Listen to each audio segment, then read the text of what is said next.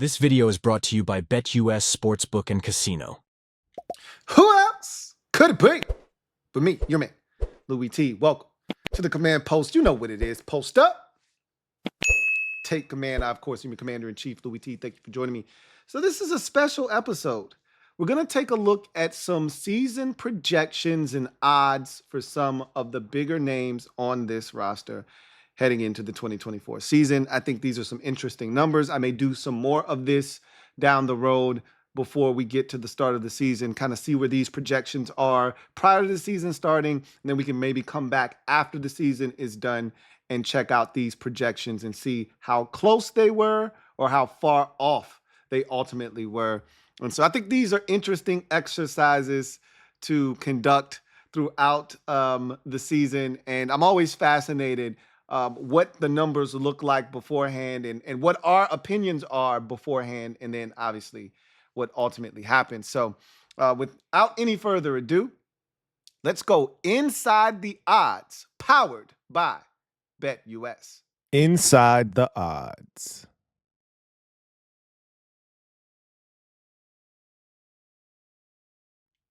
So I want to start off by looking at Brian Robinson Jr.'s statistics for the upcoming season in terms of receiving yards and rush touchdowns. But before we do that, looking for a new book this football season, BetUS is the answer. Fastest payouts in the industry, 125% sign-up bonus for up to $2,000 on your first 3 deposits. Fast and easy deposits and withdrawal process.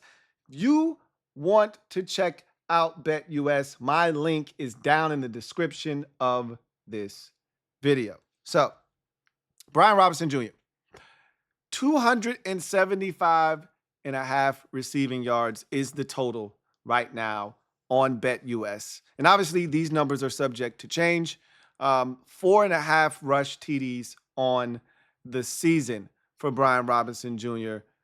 What do you make of these two numbers in particular? And later on down the road, before the season starts, we're going to talk about his rush total for the season. I think that's an interesting number. Can't wait to bring that up for you. But I want to talk about these two numbers in particular right now. Receiving yards with Austin Ekeler here. Do you think he can eclipse 275 yards receiving on the season? We saw his pass catching prowess. We know that Cliff Kingsbury loves to throw the football to the running backs out of the backfield, but that's why Austin Ekeler is here. If Ekeler is healthy, 275, you taking the over or the under on that? Leave it down in the comment section.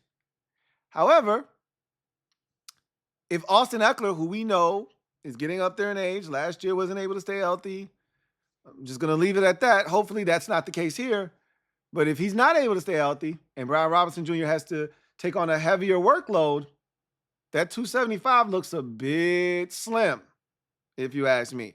So it really just depends on Austin Ekeler and his availability, to be honest with you, because Robinson has shown throughout his career to this point that he's a durable running back and that he'll be in the lineup most weeks. So I'm not worried or concerned about him necessarily. But Ekeler, on the other hand, don't know, right? That remains to be seen.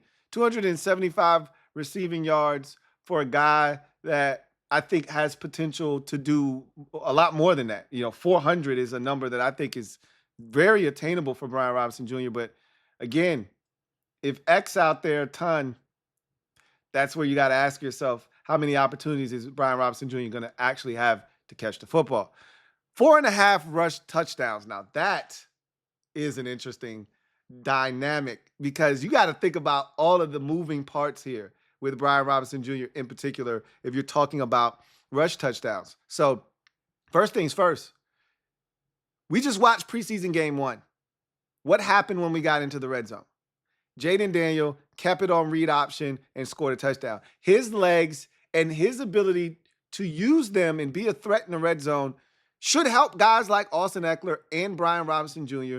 amass more rush touchdowns. But Jaden Daniels is also going to eat into that pie himself as a rusher in the red zone. So 5 rush touchdowns, essentially. 4.5 is the number. Do you think Brian Robinson Jr. can get 5 touchdowns rushing on the ground this season? At first blush, I'm like, get out of here with that number. He's going to smoke 4.5. He's going to have at least 7 rushing touchdowns on the ground. You start thinking about Austin Eckler, who was in quite a bit on that goal line, situation. You start thinking about Jaden Daniels. How many passing touchdowns is he going to have when we get down there, right? How many rushing touchdowns is he going to have when we get down there? You start thinking about that. You start thinking about Eckler and him and his touches.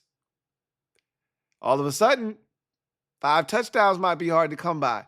You know what this number probably really boils down to? How dynamic of an offense are we? Are we scoring from 25 and 30 yards out consistently? Are we methodically scoring by getting into the red zone? How many times are we even getting into the red zone? We were one of the lowest scoring teams in the NFL last year. We didn't see the red zone very often. These opportunities did not present themselves very often. If we're a dynamic offense and we're scoring a bunch of points, opportunities galore will happen, and he'll be over 4 touchdowns, or 5 rather, and I'll take the over. But what says you? Are we going to be a dynamic offense this year? Don't know. And is Brian Robinson going to be the biggest beneficiary of us scoring a ton of points, or will that distinction go to Jaden Daniels, who we'll talk about a little bit more here in a second, or Austin Eckler, or someone else? Will there be more passing touchdowns down inside the 10, down inside the 5 than there are rushing touchdowns? Will Jaden Daniels eat into that total? Will Austin Eckler eat into that total? Are there enough to go around? Will we score enough so that Brian Robinson Jr. and guys like Brian Robinson Jr. can eat and have the statistics to show for it? You got to ask yourself all these questions when you start talking about over-under totals. Man, 4.5 seems low. I just can't see my guy Brian Robinson Jr. only having 4 touchdowns this season on the ground. That's crazy to me. I got to take the over. What says you? All right. Next one. This is a big one. Terry McLaurin, El Capitan, T-Mac, Scary Terry, whatever you call him. Don't call him less than 1,000-yard receiver. What the hell is this shit here, right? These numbers are brought to you by BetUS. 900.5 receiving yards. The man has not been less than 1,000 since his rookie season. 900.5 receiving yards and 4.5 touchdowns. Now, the touchdowns, we know Terry has not been a touchdown machine in his career. So the receiving touchdowns, that's a separate conversation that we can have. The receiving yards are very disrespectful. However, again, I'm going to play devil's advocate here. Terry, rookie quarterback, unknown commodities offensively. Offensive line could be an issue. How many passing yards is Jaden Daniels actually going to have this season? Because if he's a normal rookie, don't look at C.J. Stroud's numbers, because normal rookies don't throw for over 4,000 yards. That's not what normal rookies do. Normal rookies throw from anywhere to 27 to 3,500 yards, somewhere in that neighborhood, right? Maybe even slightly less, 3,300, somewhere in that neck of the woods. And keep in mind, we got tight ends, we got running backs, we got other receivers. So you got to split that 3,000 yards, essentially. Let's just call it 3,000 yards pass. You got to split that up amongst 8, 9 different receivers, okay? If Jaden Daniels throws for 3,000 yards and we expect Terry to have 1,000 yards, are we really looking at Terry McLaurin and saying he's going to have a third of Jaden Daniels' passing yards? That number right there pisses me off. That 900, that's the season projection for him right now. I'm banging the over on that just because I know Terry and I know how he gets down. But he barely got over 1,000 last year. Look, in my mind, it can't get any worse than last year.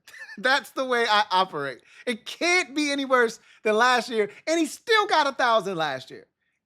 Now, I say that, and we threw it more than anybody else. We dropped back last year more than any other team in the league, and that's how he got to 1,000, even though it was terrible. It took us dropping back more than any other team in the NFL for him to get to 1,000. I expect this season to be much better. How much better? It's got to be better than 900 yards. If Terry gets 901, you're on the over. My mind is like, it's either 1,000 or it's a bust for me. That total might as well be 999 and a half. Because if he doesn't get to 1,000, I'm pissed off. And it wasn't a successful season in terms of throwing the football. Now, again, if he gets 912 yards, but we win 11 games and make the playoffs and win a play, who's there's going to be people out there still pissed off. But we'll take the wins. There's so many factors that go into this. A lot of guys going to be eating into that pie for Jaden Daniels in terms of the yardage.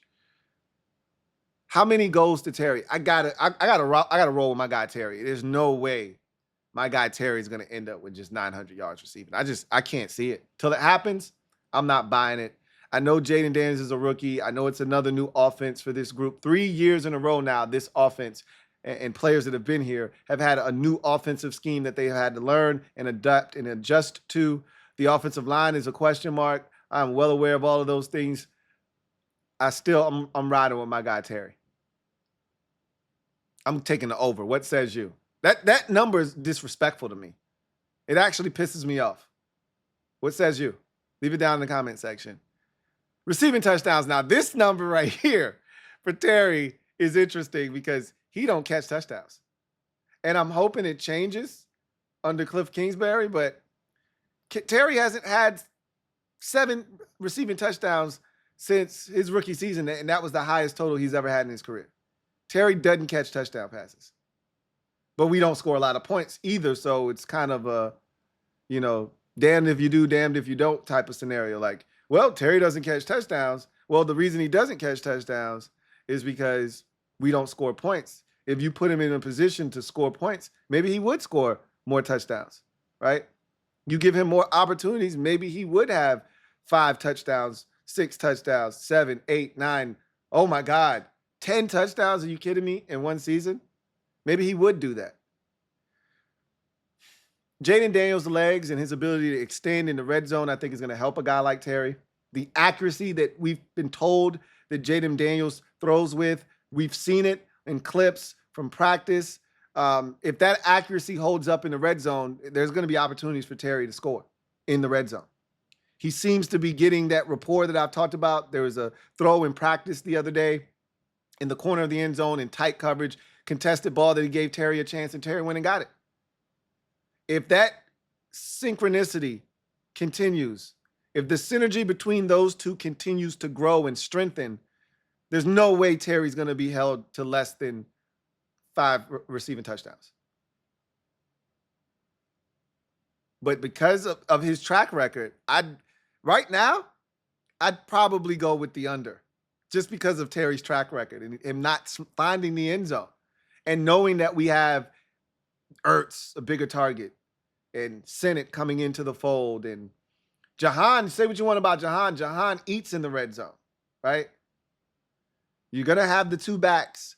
Jaden himself is going to, run it in and do things like that. So I think Terry, I might take the under here.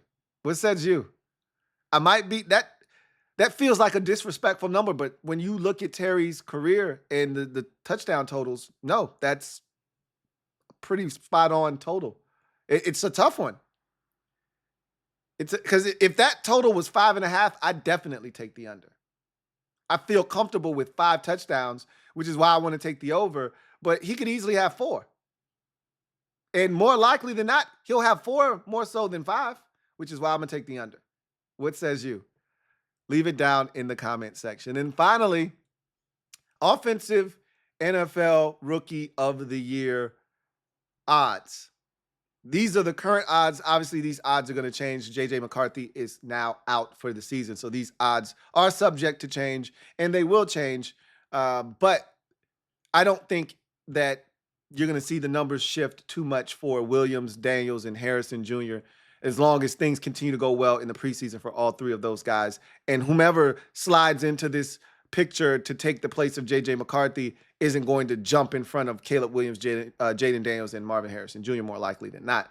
So right now, Caleb Williams is plus 140, slap down 100, win 140. Jaden Daniels plus 600, slap down 100, win 600. Marvin Harrison Jr.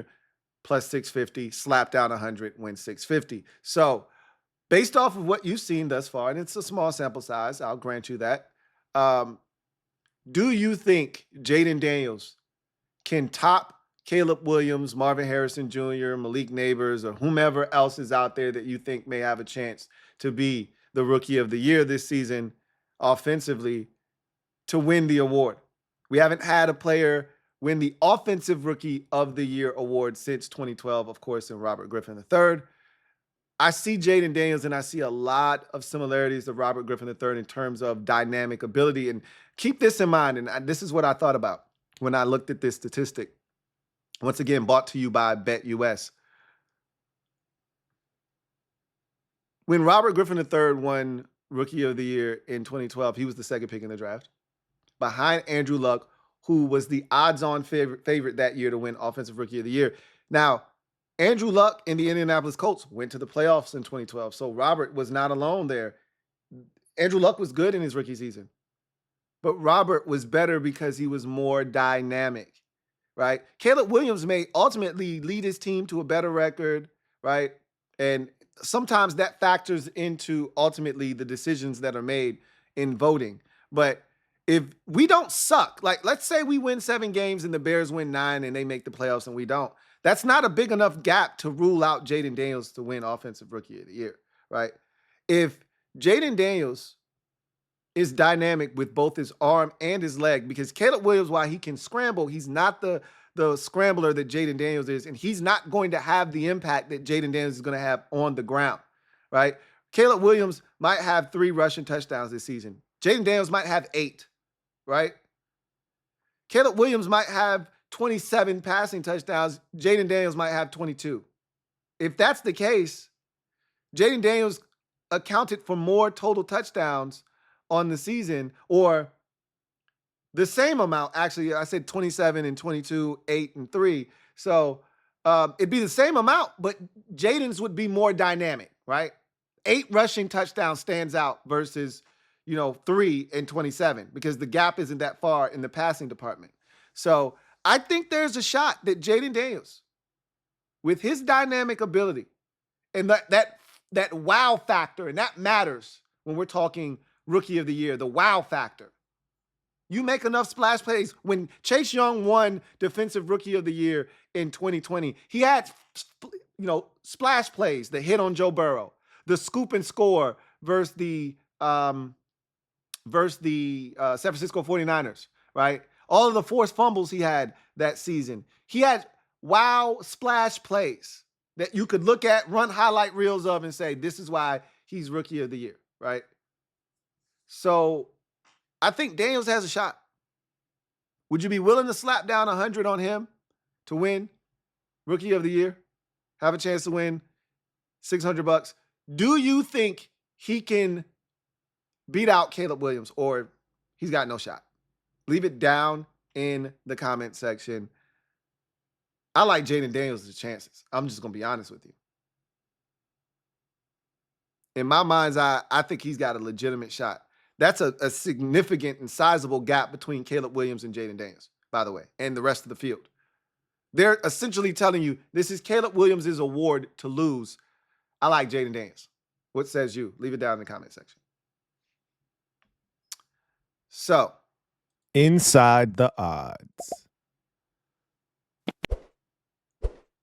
I can't wait to read your responses down in the comment section of this video. Gave you some odds. I think I'm going to do this again. And we're going to run back some of these players like Brian Robinson Jr., his rush total for the season.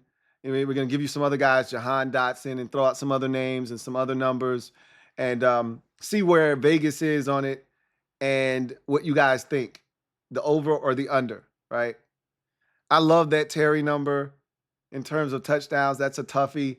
The yards seem disrespectful, but when you factor in all of the different things and variables, I don't know.